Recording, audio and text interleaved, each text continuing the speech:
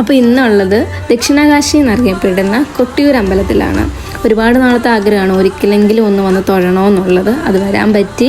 അമ്പലത്തിലേക്ക് ദർശനത്തിന് പോകുന്നതിന് മുമ്പ് ഈ കാണുന്ന പുഴയിൽ ഇറങ്ങി ഒന്ന് കുളിച്ചതിന് ശേഷമാണ് പോകുന്നത്. അതുപോലെ തന്നെ അവിടെ ഒരു പ്രത്യേകതരം കല്ല് കിട്ടുമെന്ന് കേട്ടിട്ടുണ്ട്. അപ്പോൾ അത് തമ്മിൽ കൂട്ടി ഉരസി കഴിഞ്ഞാൽ ചന്ദനം കിട്ടും. കറുത്ത കളറും ഉണ്ട്, വെള്ള കളറും ഉണ്ട്. അപ്പോൾ ഞാൻ ചെയ്ത് നോക്കിയപ്പോൾ എനിക്ക് കിട്ടിയിട്ടുണ്ടായിരുന്നു. പക്ഷേ ഇതിൻ്റെ പിന്നിൽ എന്തെങ്കിലും സയൻറ്റിഫിക്കായിട്ട് എന്തെങ്കിലും ഉണ്ടോ എന്ന് ചോദിച്ചാൽ അതിനെപ്പറ്റി എനിക്ക് അറിയത്തില്ല.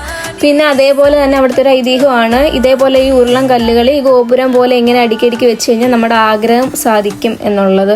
അത് അങ്ങനെ ചെയ്തിട്ടുണ്ട്. ആഗ്രഹം സാധിക്കുമെന്ന് നമുക്ക് നോക്കാം.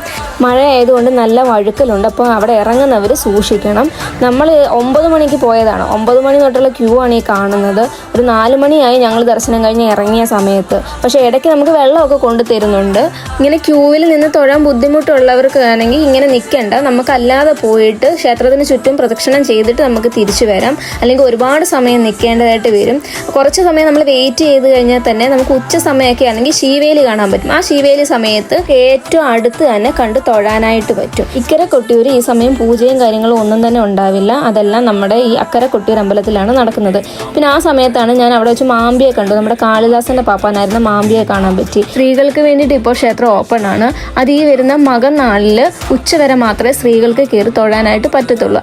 ഇതൊരിക്കലും ഒരു ടൂറിസ്റ്റ് പ്ലേസ് അല്ല. അവിടെ വരുന്നവർ ഇനി ഏത് നാട്ടുകാരായാലും ആ ക്ഷേത്രവും പരിസരവും വൃത്തിയായി തന്നെ സൂക്ഷിക്കുക. നമ്മൾ തൊഴുതിറങ്ങിക്കഴിഞ്ഞാൽ ഇവിടെ തന്നെ അന്നദാനം കൊടുക്കുന്നുണ്ട്. അമ്പലത്തിൽ പോയാൽ ഓടപ്പൂ വാങ്ങാത്തവരായി ആരും ഉണ്ടാവില്ല. ഇത് മൃഗമുനിയുടെ താടിയെന്നും അതുപോലെ തന്നെ ദക്ഷന്റെ താടിയെന്നും പറയപ്പെടുന്നു.